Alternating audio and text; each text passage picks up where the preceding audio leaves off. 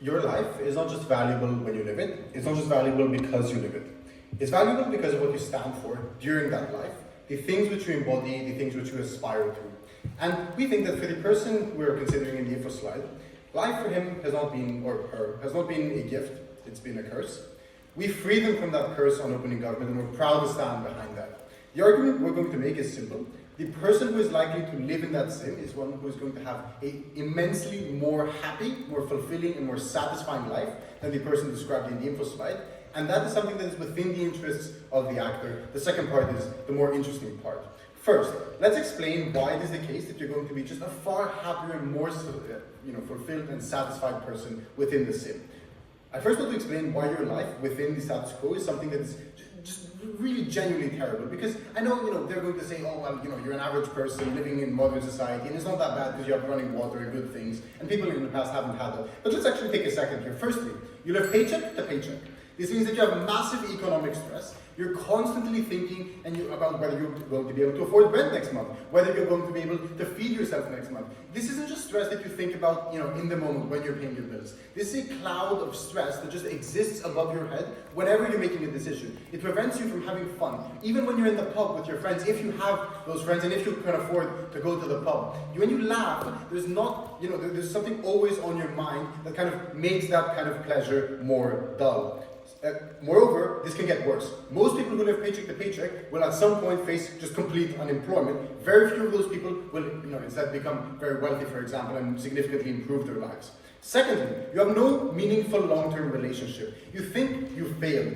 These sorts of relationships are innate to the human experience, both psychologically and basically in terms of our biology, but also in terms of what society says, that you should marry, that you should have some kind of relationship. Most of your friends are probably married, most of them, maybe not all. You think that you will die alone, therefore, because if you're 45 and you haven't had this, odds are you've convinced yourself, you created yourself the insecurity, you will never have this. And the fear of dying alone is so crippling. Think about it. You just think about the future that you have, and you can't really imagine other people in it. You're alone in that. Thirdly, your friends are hard to come by. Most of them, again, probably married or spend, from most of your childhood friends and so on, probably married, spending a lot of their time with their kids and so on. But also, you don't have the ability to afford many of the fun experiences that maybe your friend groups would engage in. Probably you have some friends, fine, but the kinds of connections that you can have because you live such a miserable life are far more worse. Fourthly and finally, your job sucks. That's to say you are literally Sisyphus with the boulder. This is really bad. Again, if you're living paycheck to paycheck, this is probably not some cushy job that allows you to work 7 hours from home. This is probably something that takes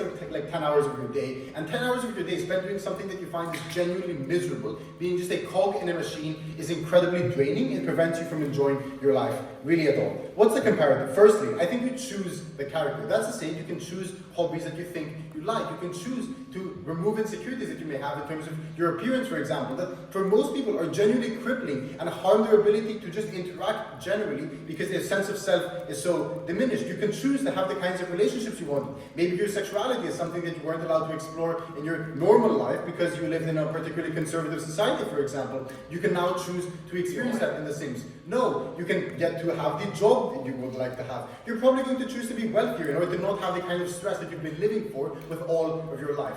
All of this is to say that you're likely going to choose a life that is good. Crucially, I think you're going to spend a lot of time in this decision thinking that this life, thinking it out such that this life makes sense cohesively. So, you're not working some incredibly high-paying but really busy job and have kids and, apartment and so on, so you don't have any time. So you're going to actually take the time to think that this life makes sense given all the characteristics you've chosen. Sure.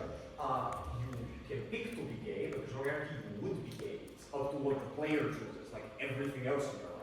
No, that's not true. There are things that the player can affect about your life.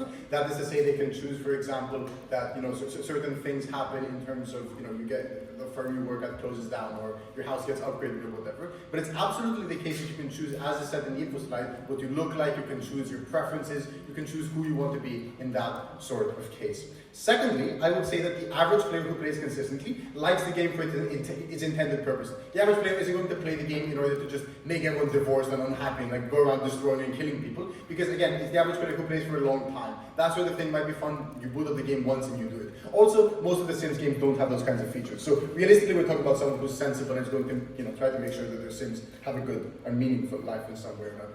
So, you may be asking yourselves, why is this all good from the perspective of the actor? Because that actor, in terms of their memories and in terms of the person they currently are, ceases to exist once they choose to embody themselves in these sim. The first thing to note is that I may think that in a meaningful sense, this is you. That's to say, on opening government, we don't think that the continuity of you is something that relies on you having the same character or you having the same memories.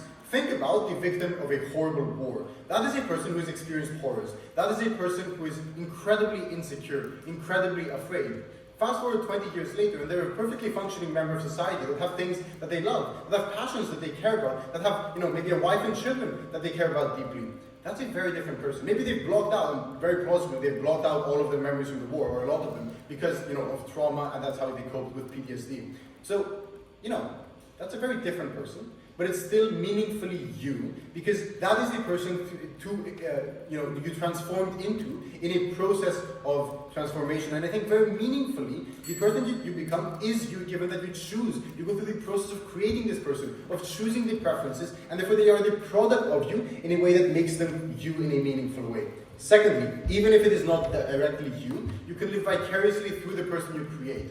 That's to say, you can get immense satisfaction of the person you've created, living and embodying the things which you stand for, living and embodying the preferences and the ambitions that you could never fulfill, but the person you created could. That's to say, your life is not just a collection of experiences. Think about a mother in a war zone who is giving away her baby to a stranger because she knows there's no more room on the refugee boat, and she knows that that baby will have a better life where it goes. She won't experience that. She won't see her baby thrive and be happy, but she knows that she can live through that, and she's willing to sacrifice herself for that. I think this is a very similar situation. Thirdly, and finally, I think even if you don't think it's you, even if you don't live vicariously through it, I think you're sacrificing yourself to bring into the world a person you would love to have in the world. Just think about it. The person you created, you probably have a connection to, because that person is exactly who you would like to be. And so in a meaningful sense, you're perhaps giving up your life. You're stepping away from life in order to create the existence for a person you would love to have known. For all of these reasons, propose.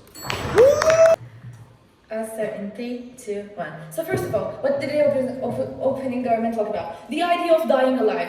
Okay.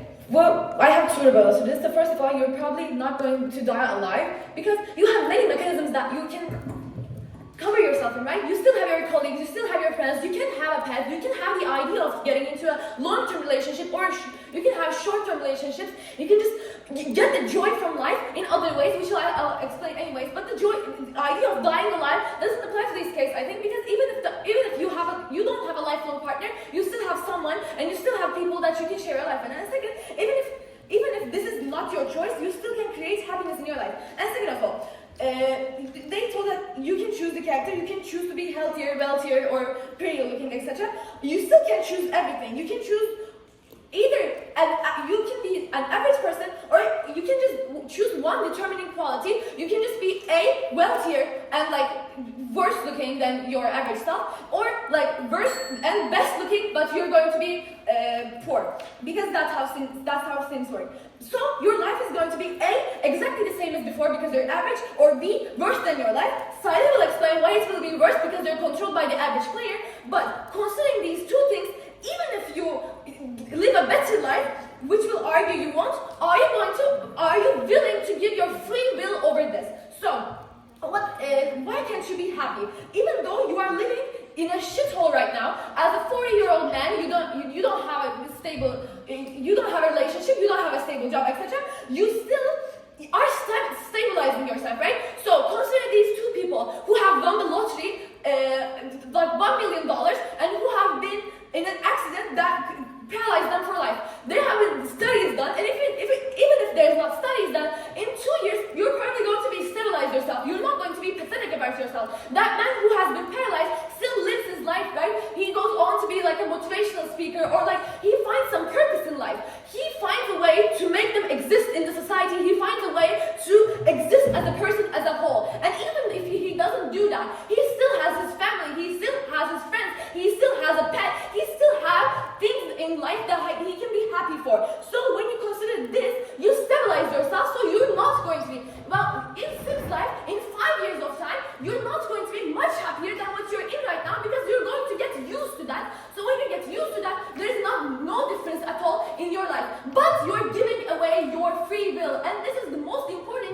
that a human being can help. Because the happiness in your life right now, even if that's small, even if that's not ideal, you choose it yourself with your free will, even though it's your situation. It's your choice to be happy. The fact of choosing is what matters the most. So why are there so much discussion about free will and God right now? Does the God control your free will? Does the God know what you're going to become? Does the God know that you'll become a criminal or a CEO?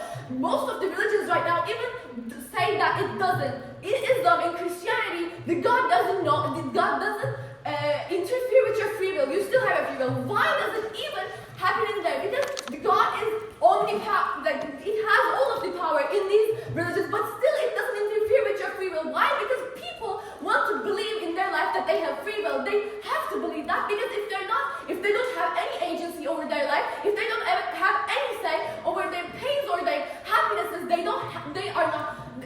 are inherently stripped away of a human being's thing. So why free will leads you to happiness? So what is the core principle or need for happiness is free will. So the act of choosing your life and happiness is a cycle, right? When you choose something and you become happy, you're happy. And when you choose something and you become sad, even though that sadness lasts for a while, it goes away after some time. And if it doesn't, if you choose that yourself, the act of choosing is what matters here. Because you can actively choose to continue your goals, which gives you some sort of agency. And this agency is what matters the most. Because agency is what leads you to happiness. You can't be happy without free will. Because defining happiness, it comes from the situations that you're in, mostly that you've chosen. So you don't want a puppeteer to control your life. You don't want to be a slave of the player that plays the game, that controls you. So even if you don't know that you're being controlled, it still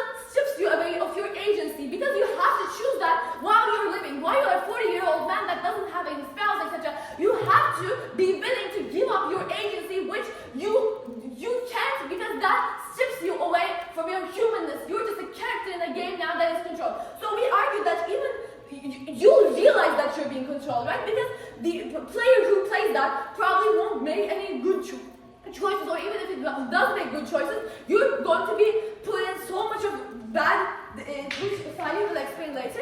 So you're going to realize that you're being controlled, and when you realize that you're being controlled, you have no way out of the game, and you know that you're stripped away of your agency, and the situations that you're in, you know that you applied for that, yeah? Because you chose to be in that life, you chose to be like getting in a car crash or having intercourse in a bush, because that's what you do in Sims, because you're playing for the love of the game, right? So when you do that, and when you're in these bad situations, you are going to hate yourself for choosing that, because you're 40-year-old man, you think that you could have been happy. How can you be happy in the status quo? Because you still have small happinesses, and then you have your friends and colleagues, you can go out for coffee once a week or once a day, and the idea of a long-term relationship or short-term relationships are still applicable to your case. And you have a dog, you feed it every day, you go out, walks with it, and that gives you happiness. And as we said, you stabilize yourself, right? Even if you're living paycheck to paycheck and can't afford like a Porsche, you still have a car, you still have a house, and even if these things don't make you happy, it doesn't make you sad as well. Even if you're comparing yourself with other people, at the end of the day, you're at your home and you're going to be okay with what you have. And these small happinesses, if a crisis doesn't happen to you, these small happinesses will inherently make you lead an average or better than average life. Even if you're worse than average in the general eye, you are still happy with the state that you've been in, because that is what has been given to you, and if you cannot change it, you're okay with it. And as compared with their case, in their world, when you realize that you don't have any agency, as I said, you're going to hate yourself, because you could have been happy in the other case, right? You could have chosen to be happy, you could have gotten, you think that you could have gotten in a relationship, or you could have gotten a better job, or you could have like become a motivational speaker, or have aspirations and goals in life, but in their case, you don't have any agency to do that, and you're doomed. Thank you. Every day, Sisyphus strained against his boulder, and every day he crushed it. Every day, you, the actor, strain against a gap you can't fill, a void for which there can be no content. That void is the emptiness of your own life and the misery it causes you. I want to people reject the absurd delusions that it will get better. Pandem, you are a chug living in a chug life. It is a life, no, okay, you're not a chug, you're great. It is a life defined by absence. The absence of all of the things your innate desires have told you you want. Love, stability, safety, comfort. And it isn't going to get better. Most people by that age have settled down, and most of the people who haven't, there's a reason why they haven't settled down. Most people in that society are going to have other priorities. Most probably, statistically, you're living in a developing world lacking basic amenities. Most probably, your life is going to be automated, disrupted by artificial intelligence by the time you reach 60. Your life is going to be one of immense pain, of immense suffering, but beyond this, the immense pain and the immense suffering which comes with knowing you did not achieve what you desired and what you dreamt of. First, let's discuss about what life in The Sims look like. And this is going to speak from the heart because I played a bit of The Sims. It was an alright game. Now, what I did, because I was an insane kid, is like put the people in the pool and then remove the ladder and watch them swim around. However, this is not most people I would hope, because most people don't have the mental faculties of 7-year-old me. Most people have many players in The Sims, many characters, which means the attention they pay to each of them is rather fleeting. They control some of their actions, but not most of them. Second, most people play The Sims because they're like old and lonely. Like most kids play Call of Duty instead. Like The Sims has a different demographic of players, which means it sorts for fairly stable people, not the weird sadists, who people have in their minds. Lastly, most people log off sometimes. Your time still passes in the game. That's why in The Sims very often you stop playing for a bit and the kids will have grown up. Which means the vast majority of events in your life are broadly unbothered. Maybe big decisions like moving a house, moving a city. The overlord might choose. But this means that the worst case scenarios of horribly upending life events are not more likely than a car crash or a monsoon destroying your house. And let's make this claim comparative. Because I reject that you are free. I reject that in opposition's world you have freedom in any meaningful sense, experiential or not. The difference in this debate is how cruel your overlord is and how the predispositions you have as an agent align with your vision of the good life. Why? Because determinism, panel, unfortunately, is true. You as a person are determined by a vast sort of network of circumstances which have come due to random order of events. The social narratives which you have been espoused to telling you what a good life is, your biology, the pains and pleasures which command your every desire. And these influence you very basically, but very importantly, they also influence your character, such that that character then reacts to future stimuli. So the person you were at year 5, which is almost entirely biologically and socially determined, that person was the person who reacted to each event in your life in such a way that everything which has occurred occurs randomly due to external circumstances. All of your wants are predetermined and random. Second, this cool idea Leo told me, which causal determinism, which means all events must have a cause. Trivial, right? I mean, this seems fairly obvious. The events which happen in your life must also therefore have a cause. And the set of facts of the past, which determine your life, all belong to the past and the present, which means you can't control them, which means all of your decisions from this it follows are predetermined. What does this mean? I think, first of all, it means that I reject that you meaningfully choose things more in the life you live under their side. The difference is how cruel your overlord is and how cruel and desperate that life is. Their life is one where the same causal determinism causes you to be miserable, causes you to live in many, many immensely painful circumstances. Second, I reject that you believe in free will under their side. Because if you do believe in freedom, you must internalize a massive degree of disappointment. Panel, you're in the middle of your life. You have viewed others succeed, yet you have failed. You every day strain and struggle, yet do not find meaning in that. Every day, most of your waking hours are spent doing something you hate, something which makes you feel completely impassionate, which means you likely don't like the freedoms you have. You reject this as something which gives you meaning, or you concede to determinism. You blame everything else. You blame external circumstances for the quality of your life, which means you do not derive value from you thinking choices are made, which is why exactly you should make the choice we are telling you today. Choose to live a better, more pleasant life. So slavery is not only permissible, it's great. More people should be slaves generally if the overlord's a nice guy. The problem you have is that you are a slave regardless. You're a slave to the machines which control your life. You're a slave to the desires which you do not have control over.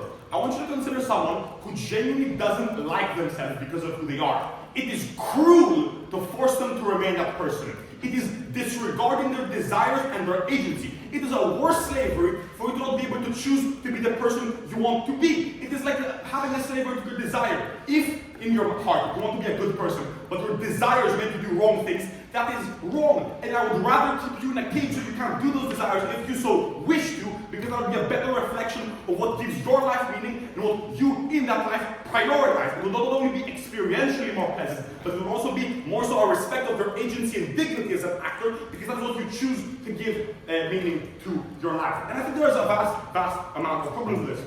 The question then is that you are the same person for two, I think, very obvious reasons. First, I think you remain the same person in the meaningful sense. I don't think the continuity of memory is a relevant criterion. If it wasn't, someone forgetting they did a crime would be an excellent defense for why they should be punished for it if it is a different person who did this. And I also think we forget things about our life all of the time. I do think you're the same person you were as you were 5. But for me at least, I don't remember anything before the age of 7. And when I look at pictures, everyone agrees I am the same person. So it cannot be the case that memory or physical continuity is it. Similarly, if you implant my conscious, if you replace my body piece by piece with a robot or machine, I would still be me. So it cannot be the case that you stop being the same person. I think you are the same person, and that person in our life is a happier person, a person which escapes the torment they are inflicting on them. But I also think you have a connection to that new being, even if it's not yourself. In the same way a mother has a connection to her child, and even if she never knows that child, even if that child doesn't have a personality or an agency or a function at the time when it is being given away at an orphanage, at a refugee boat, that is still a connection which is had, that is still a value in living vicariously through that. And it is in their life that you are stuck with a variety of insecurities, a variety of pains, a variety of things which genuinely cause your life to be miserable. Because it's not the case that you will likely find friends. It is the case that probably at the point where you are now, you have been damaged irreversibly by your life, by the lack of your dreams and aspirations. And this has probably turned you bitter. It has probably turned you antisocial. It has probably turned you miserable and someone who people don't want to be with. There's probably a reason why all your life is the way it is. But please do not have it be this way. Propose. 3, 2, 1. I will not be doing any explicit rebuttals, and I'm going to be comparing their world to our world within my argument. So, my argument is that it's impossible to be happy in the Sims world. But first, we need to analyze how an average player plays Sims. A, they're extremely careless with their decisions, right? Because they have nothing to lose. They willingly enter extremely bad situations because it's just a challenge. It spices up the game. It's a good gaming experience, getting into situations and trying to get out of them, because it creates adrenaline, and that is why most of the people play that game. At least one of the reasons people play that game.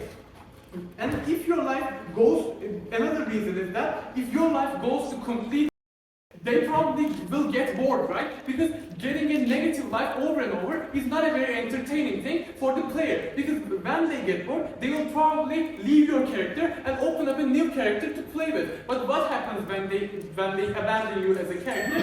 You cannot change your situation. You're stuck in that situation for the rest of your life.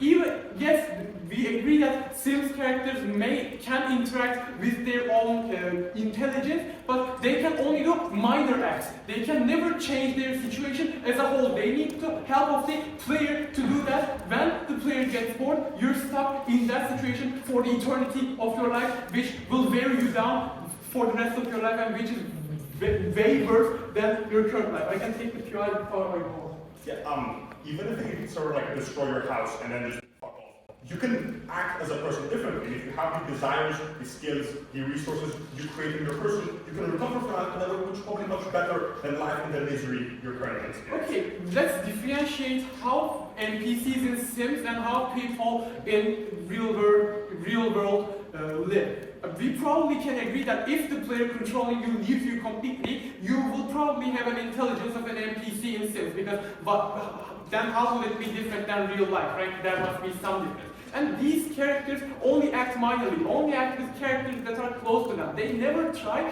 to alter the game in a major way, because that's the job of the player. So if the player abandons you, you're doomed, and you will be doomed for the rest of your life. We cannot accept that. And if you are stuck in that state for the rest of your life, you feel so powerless, right? At least in real life, you have the chance to change the approach, or at least try. The opening government's question comes into play here. In real life, you have that chance of trying to get a better life if you have the motivation, right? But you will not have that in the Sims world, and that will make you feel so powerless. And feeling powerless is a very bad thing that I will explain why it's bad. And this is much worse from your situation in your previous life, and even worse, you don't have the gift of suicide or another magic machine that will probably save you from that suffering, right? In this life, if your life goes to complete shit, you will probably can commit suicide and take relief from all your problems. But in that Sims life, you're doomed to constantly living in that torture because you don't have the agency as a character to kill yourself. The player has to do something like that, and probably you don't have the machine that saved you from your previous life, so you will need to endure that worst life for the rest of your life. And B only how Sims player plays. They're extremely sporadic, right? Long-term stability is boring. So they will constantly change your life. They will constantly make radical situations that doesn't necessarily make sense to make the game more, feel like more free, more entertaining. This is much more destructive than your current life because you will have the taste of happiness but you will never be able to maintain it. Let's give some examples. For example, you have a girlfriend in the Sims world. The player decides to have a destructive breakup would be funny, and you suffer immensely, right? Or you somehow have a job, but the player decides to quit and gamble all your money. Now you suffer, right? You constantly taste the happiness, but you can never hold on to it. You realize that there is some happiness, but some ugly force is taking you away from having that happiness for the rest of your life. And what does this cause? You probably avoid all possible happinesses because you're afraid of losing it at the end. This is a very destructive process because if you avoid attaching to something, attaching to the happiness, you won't probably be happy even if your situation will be euphoric in your real life. But at least in our world, I accept your life is shit. But at least it's stable, right? You're at least used to being in this football, and you probably accepted the situation and gave up on past impossible satisfaction. Now, watching TV with some beer is happiness for you. Doom scrolling is some happiness for you. I accept these are not perfect, but you aren't constantly edged by the player to the pleasure, but never given to it. You're not condemned to infinite torture to taste something very good and not have it completely. This is a wearing down process that will harm your psychology more than in our world. And also, another part of my argument is that you will realize that someone is controlling you. Or even you don't realize the situation will be equally bad. Let me explain that. The decisions won't make sense, right? Because the player, they don't need to make sense. The player will decide however they want to, and you will feel that your life doesn't go in a logical order. Your life constantly changes radically. Why must this happen? Probably you will feel that you have no agency in your life because when you don't want to leave that girlfriend of you, but you somehow decide to and leave that, you will probably believe that you have no agency on your decisions, and this is very bad. They will damage your sense of free will. You will be powerless and you will not have any aspirations because you probably think that you don't matter and you stop trying, right? The feeling of not having a value is the worst because existential crisis is very psychologically harmful and impossible to escape. You're in a way to make major depression and you cannot get out of it. You virtually have no value and you feel that in every decision of your life. Feeling that you don't have value will give you a complex, an inferior complex that you will feel in every part of your life. You will probably constantly compare yourself, constantly blame yourself why I'm taking these decisions. And even if you don't realize that guy is doing that, then the same mechanisms apply, just you blame yourself and you go to major depression in that way too. That's fine. If there is a God that created us, may they ground in the dust beneath our feet, thrown into the gnashing and the hell for which we are thrown into. We are already born victims of stringency and consequences. We do not fear death on closing government, because what is dying again when you're already dead inside? On CG, we say the second death is better. You may die, but let this be an assertion, to spit in the face of the man you were before and the God that created you. In this speech, I want to prove the following things. First, that your current life is worth nothing, and that second, you will live a good life in The Sims. First, what does it mean to be alive? I want to point out that you have no habits, no joys, and no ability to get out of this rat race. You are so depressed that you will not be able to create a better life. Because as it stands, you have no support structure, and I think more importantly, and better than opening government, when you are depressed, it's often hard to overcome the initial barrier that comes to improving your life. You could be David Goggins, but it's more likely that you'll be one of the nameless, faceless, shameless individuals who you hate as well. Because any self-improvement has a massive, massive barrier of personal pain. Think about losing lots of weight. Think about the fact that you have to overcome that. And you know what? You're probably not the kind of person who has been habituated into that. You are the kind of person who quit when it was hard. And you know what? Maybe that's not your fault. Maybe you were born with a low genetic threshold for pain. But the point is, you will give up. But you know what? I also think that in many cases, you have no long-term arch. You are probably the kind of person who overeats to quell the pain, who watches porn make your brain go quiet. Your pain and sadness has become you. And you know what? Let's say you do become better. You are still enemy of the hedonistic treadmill. Because how much can your life really change? You return to baseline each and every single time you make a little bit of an improvement. Opening opposition says, oh, you can make your life better. But we think even if you make your life better, you return to baseline because your pain, the sadness is already inside you. There is nothing else that you can do. And even if you make your life better, you will hate yourself for wasting the first 40 years. So what do we say then on closing government? We say that even if you make your life better, there is nothing. Even if you make your life better, there is nothing else that you will be able to live for. So in the end, what is dying on opening opposition? You are already dead inside. And you know what? Even then, you finally put the bullet in your mouth at the end of your life, you realize that it was all for nothing. We think that these are the people, the specific demographic described in the motion, are the greatest suicide risk in the status quo. So if it's a question between dying in the Sims and dying in real life, we're much happier on closing government. The next thing I want to discuss is free will. Opening government make 2 points. First, they say you lack free will. Second, they say you're resentful because you blame everyone. Fine. I think there's a better mechanism than both of these. You see yourself as a beast of your own desires. As I earlier mentioned, you quell your pain with eating lots of food. You feel like you doom scroll in order to gain that little bit of satisfaction. You hate yourself because freedom isn't just about being able to do whatever you want. It's about being able to conquer yourself, and you have failed to do that. But second, you probably don't have a real and physical identity because you don't have time, you don't have hobbies, you live paycheck to paycheck. So how are you going to get out of this rat race on opposition? They have no answer. But I think more importantly than that, you feel alienated. You work in a dead-end job. You don't feel like your actions have any meaning and consequences. You spend each and every single day on a Word document, writing some random corporate report that disappears into the ether of the world and your own existence. You feel alienated from yourself. Your choices aren't your own. So you're dead twice over. Flip. This is the final act of assertion. Say you go into the Sims. We say you at least feel like you did the right thing. You know why? On opposition, each and every single day you live, you regret not making this choice. You think about how it could have been better. You imagine a life in the Sims. At the very least, we have one last chance for dignity on closing government. We'd much rather take that. Second, we're going to explain to you why your life is better in The Sims. I want to first begin with some structural analysis because I had no friends growing up. The Sims is an expansion-based game. If you just have the same game again and again, no one's going to buy it. So you know what EA does, and they're quite evil about this, but this helps for our side. They put in expansion packs. You get to see the future. You get to live amongst the dinosaurs. You get to be able to go to dystopias and utopias. You get to live in a beach house. You get to do all these cool-ass DLCs because they have every incentive to do so because the average Sims player is just as dopamine addicted as you are in this world. So what does this mean? This means a number of things.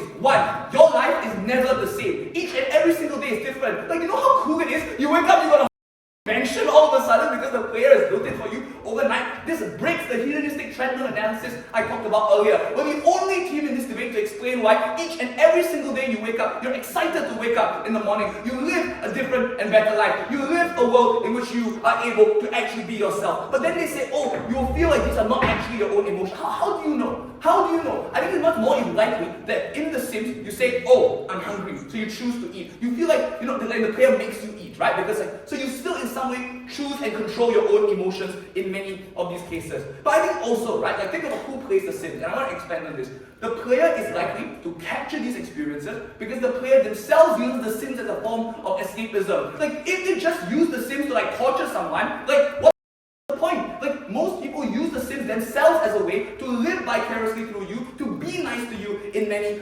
cases. So they want to see the future, they want to live in the beach house, and they want to see just what the Sims has in store for them as well in the future. And this is where it's most important. You feel less alienated because you are able to do a great throw. All says, oh, you have sex.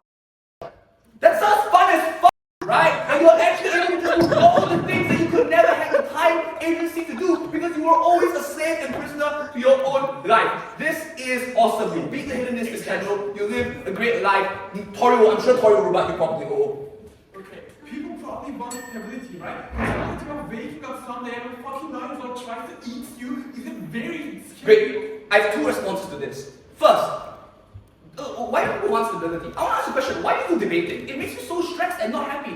We do debating because we want to feel alive. You want to have that stress because your day-to-day life has been boring. But I have a second flip to this. You know what? Someday the player is going to grow up. But you know what? This is better. It's better to be born in The Sims than it is to be born in the real world. Modern life is full of various unpredictabilities. The government, the news, taxes, your girlfriend breaks up with you, you lose your job and so on and so ever. The Sims is a closed system. You go to work, the world is small, you feel less dizzy. You are actually able to predict what happens on a day-to-day level. You wake up, the sun is there, it's not raining. You have a house because the player has logged off and doesn't play anymore. So at the end of the day, you pull the threads together. You can live the quiet baseline picket fence life, which is better than 90% of the world's population. So the bottom of The Sims is better than the bottom of a tiny apartment. Sisyphus, O former king, break those chains and stand up for yourself. What is death when you get to live again? And if we die, may we forever live in the annals of the just. It's closing government.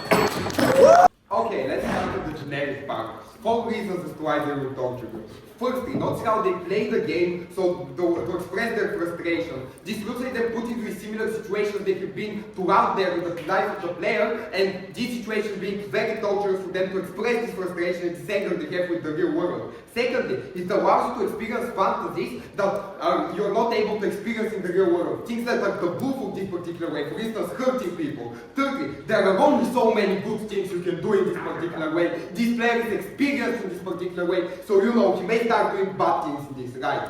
Fourthly, people want to show control and power over the game because they don't have control and power over their life. Notice how this is why they find bugs, this is why they find exploits. This looks like tortures that we cannot even comprehend, like wandering around in your house without finding an exit and starving to death, things like this. But panel, all of this is incredibly boring, and honestly, let me continue to the better part. Why, if these people are the best and the player is the best, then still your life is horrible? Why suffering and struggling is the real meaning of life? A few reasons for this. Firstly, notice why the game doesn't allow you to experience it.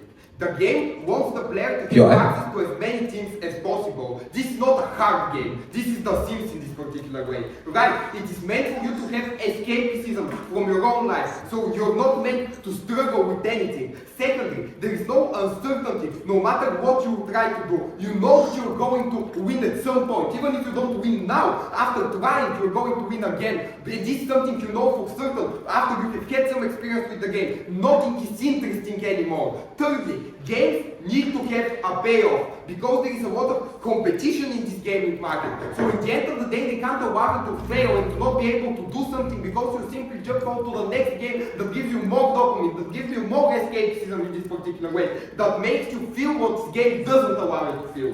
Why this matters? Notice how this gives meaning to basically every other emotion we have. Why? Because happiness fades away if you get it every single time. It's not special anymore. There is no dopamine firing in your brain anymore. There is nothing you can do for you to feel happy again if the path doesn't matter, if you haven't struggled before. But even if this is not the case, the payoff is much greater. You feel like something you spent your time is actually useful, like you have actually done something in your life. Second, the fact that you cannot be everything makes you later. The fact that you cannot be everything makes you. Notice how in this game you can be an astronaut, at the same time be a doctor, at the same time be an engineer in this particular way. This is not something good because you lose your uniqueness, because you look around you and see everybody else is this. You don't feel like you're different, you don't feel like you actually are doing something with your life. You don't get happiness from this. Thirdly, the meaning of life is the path to struggle. Why? Because it is, how to say, for you to experience the good, you need to have the bad emotion. And this emotion is not necessarily bad. Suffering is not necessarily bad when there is an end goal. Suffering is not necessarily bad when you want to do the hard thing to prove yourself, which is something that they take away from you. This is when you feel good. This is when you feel competent. On our side, the comparative is quite simple. We agree that there may be a lot of suffering.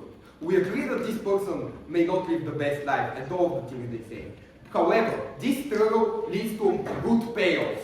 When you come back from work and you take a bit of a break, you feel it like it's something special. You feel like you have done this particular thing, you deserve this particular thing. But secondly, even when, how to say, you get the promotion that just like stands up inflation in this particular way even. This is when you feel that all your work actually pays off, which is something that never happens on their side of the house. Before we continue to a second point of this, most happiness comes from achieving our goals. Open opposition says that the Sims face enough adversity to make those goals and achieving them meaningful so we get that happiness. No. The idea is that, yes, maybe you get short-term happiness the first time you enter the simulation, but when it repeats over and over and over again, this is something normal. This is something that you actually don't engage with anymore, right? This is what we have been proving you throughout all of these points. Now, let's talk about human connection. And human connection is very limited on this simulation. Why? Because the game spends a lot of computing power on you. It has to render all the houses. It has to render all the things and animations like the pot you do and all of these particular things. Right? So it spends a lot of computing power on you, which means that there aren't as many computing power for NPCs that require huge computing power. Because in the real world we're not just walking around, we are interconnected. We talk with each other. We share emotions with each other. No, sorry.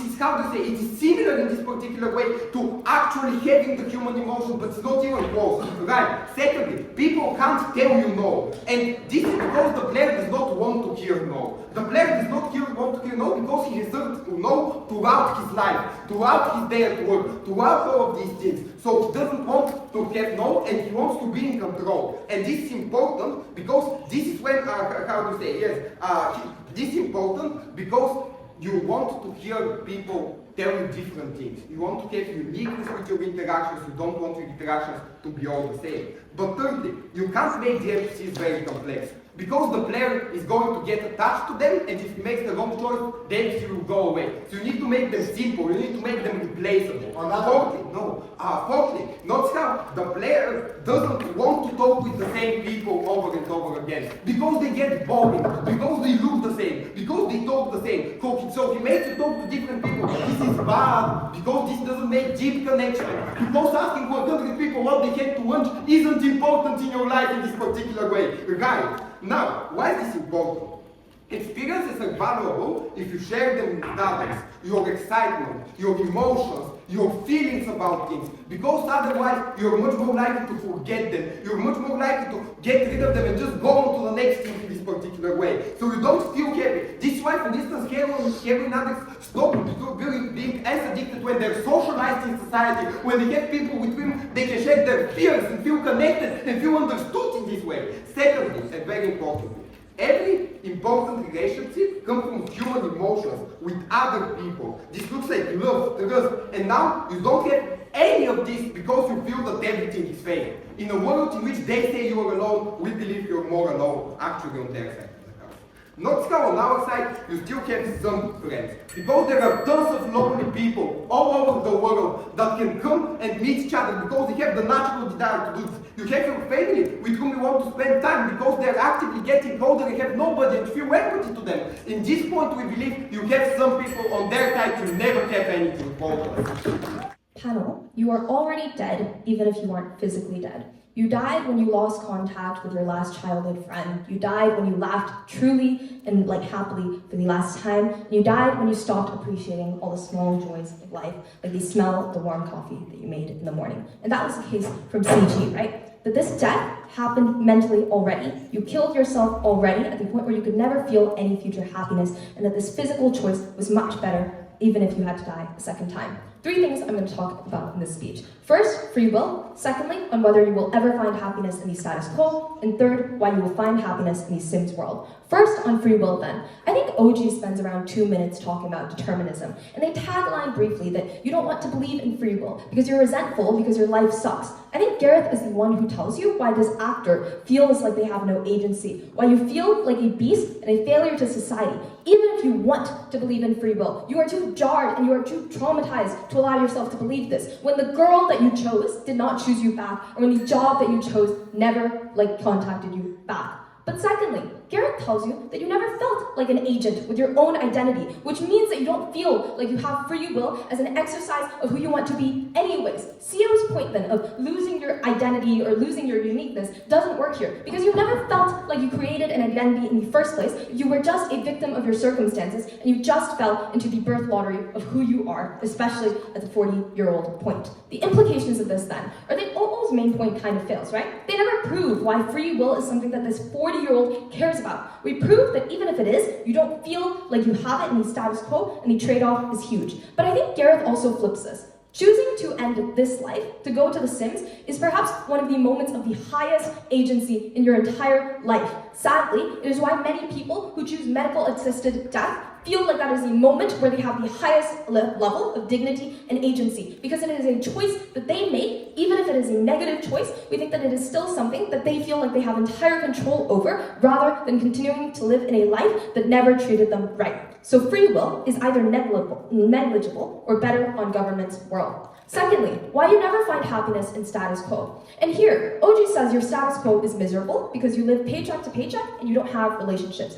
OO says that it can and will get better. The question here is why it will never get better. And I think Gareth is the only one who gave you structural reasons as to why you will never be able to find meaning in this life.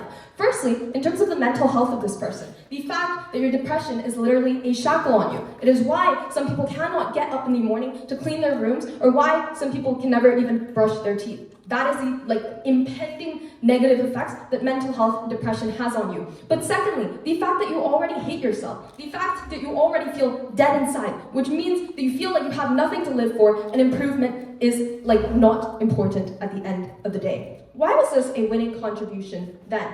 Because oftentimes a bad life is not enough for most people to make the choice to end their life or choose to escape it, right? Gov needed to prove why this is your life is so bad that it passes a barrier. And we feel, and we say on OO, that this happens because of the fact that you feel like you could never improve in the first place. And then OO say that you will find happiness because you have relationships in this world. A few responses then. The first thing, I think OG's only response is this, right? Which is that you don't feel like you have human connection in the first place. Secondly though, I think even if you have this human connection, it is unlikely to be deep so long as you are this 40-year-old person for a few reasons. The first thing is that you probably don't feel like you have shared connected interests with these people in your life, because you never had the passions to talk about, for instance, because you never had the same shared values that you have on their side. But secondly, because comparison exists. Comparison is literally the thief of joy, which means that every time you hang out with your friend, you never feel that true happiness. You just compare yourself to the situations that they were in. But even in their best case then, and this relationship is amazing, I still feel like it brings you more sadness than joy.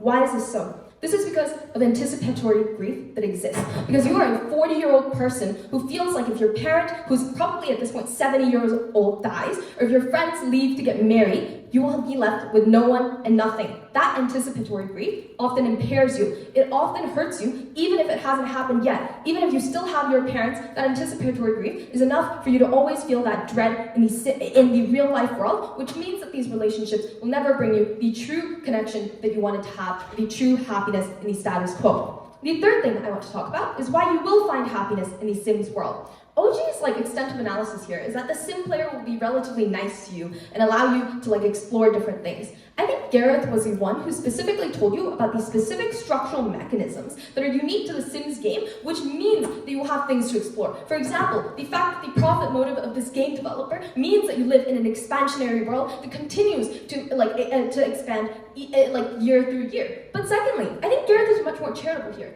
Even if the player puts you through stress and doesn't treat you in the best, most utopian way, as OG says, I think that this is still something that is exciting to you. At least it brings you some emotion, which I would argue is better than feeling dead inside and feeling nothing. It is exciting to travel to the future in The Sims. It is exciting, even when your house burns down, to be able to build a new mansion the next day in the game. Some responses we get to this then. POIs us and tells us that people want stability. The first thing I want to question is if this is true. If stability was more important than happiness, then all of us would be saving for a 401k every single day and not spending any money on things like vacations or going out. This shows that at least to some level, you prioritize happiness over long-term stability, and that experience is something that is valuable. But secondly, I argue that stability is also not something you get in their status quo. Like, you live paycheck to paycheck, you could literally have the bank not bailing you out, for instance, or like some economic troubles as well. I think there are in fact more avenues to fail and be unstable on their side when you live a relatively more complicated life. Then CO says that people play badly because they're bored or want to use their power. The flaw of this is that their harms are mitigated when their own opening government concedes that in the real world, the worst thing that you could do is to commit suicide. We tell you you're likely to be on that path anyway because you're depressed, for instance, and so even if the player plays badly and you die, this is symmetric in the worst case. But then they tell you that certainty is removed when you are bored and that happiness decreases in utility. This is untrue. You still get positive utility on our side. It is the same primal utility I get even when I eat edamame for the 50th time, right? There's still some sort of positive utility here, in contrast to the sadness that never goes away. Whoa. A degenerate gambler dies and goes to the afterlife, and in it he steps in a on eyes, girls everywhere, everything. He goes up to the table, plays craps, and throws a 7, wins. Another 7, another 7, another 7.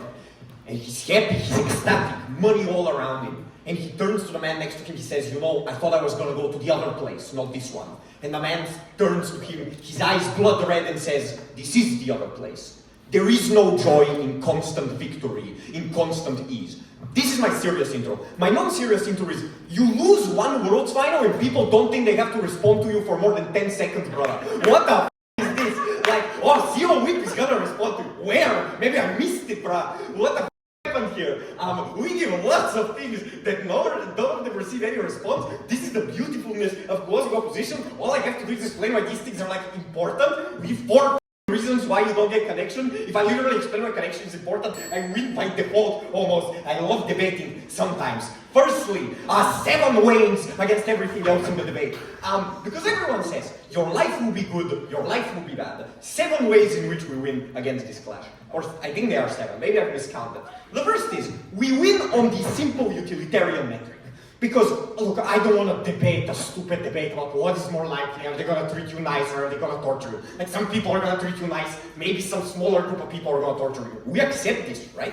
Here's the problem. The scale of this utility is vastly bigger from the torture that exists than from the positive life in this particular capacity. Why? Because happiness is very complex. It's very complicated to be happy all the time. These kinds of things struggle massively. Whereas what does the torture look like? They attack your basic feelings, right? Feeling like you're not burning, feeling like you're not starving, feeling like you're not doing anything. Nordic people have an almost massive capacity for cruelty and to invent different ways of doing things. But the best your life can ever be is just be a rich white guy in a nice house. The worst your life can ever be is your skin melts off eternally and then they keep you alive because they want to do this particular thing. Also, secondly, and here I want to flag, if you guys are bad judges, it's based on round 5, I think this is important to give. Because they may say, but there is adversity still because they might torture you. But here's the difference. Adversity happens completely unrelated to you. You just turn around and now there's no door. Or you just go in the pool and now there's nothing to climb out of. Your house burns down randomly.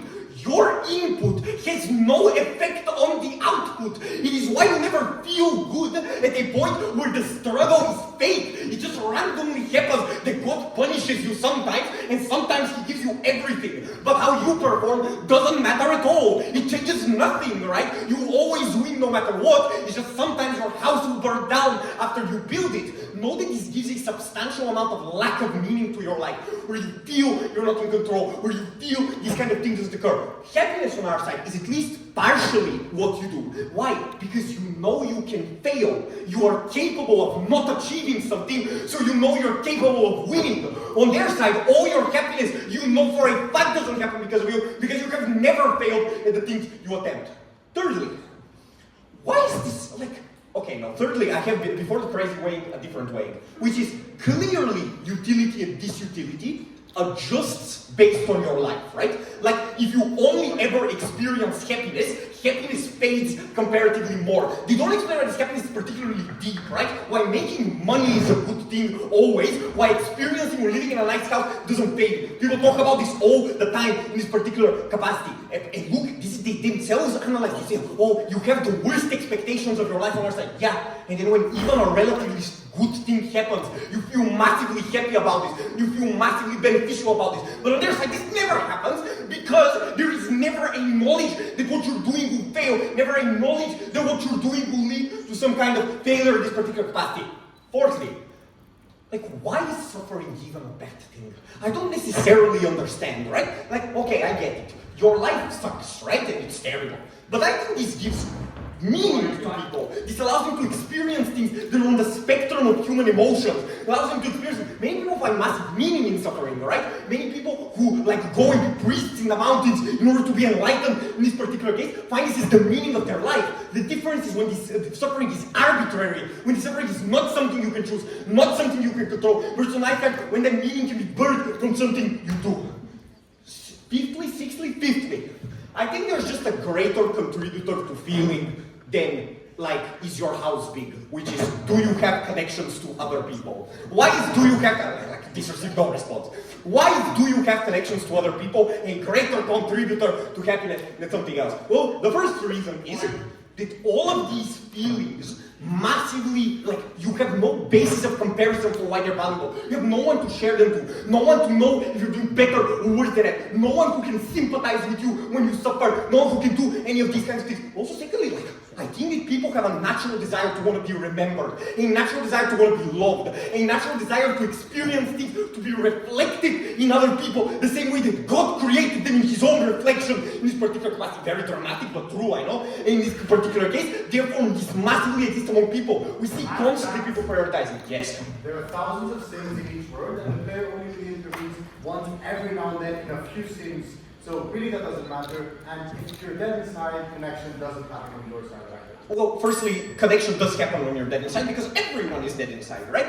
Like, there are many people who are massively lonely and who don't want to experience loneliness. You have basic connections with the people at work with whom you go to every day, with whom you can shoot the shit out. The biggest problem is we prove likelihood analysis. You just say something. Our likelihood analysis is the game doesn't focus on this because that is not what the players want. Like, if you adjudicate this based on your intuition about how the Sims look like, maybe you should consider some other sports like professional Sims trivia or something like this rather than debating given all the reasons we gave. Finally, I think that we win on the point of who you are, because our point is not that you feel unique. Our point is that you are unique, that the choices you make you you, because you can't be everything else also, because you can't both be a doctor and an astronaut and everything. There are limitations in your life, limitations in your capacity to learn, to master things. There are no limitations in the Sims game. Your character can be everything. Your character can do whatever the player wants, because they have an incentive to make it as easy as possible for the player. So why are you you? Why is your life valuable? Why is any of this valuable? It's only valuable if you suffer. It's only valuable if you have someone to share it with. It's only valuable if you vote for closing opposition.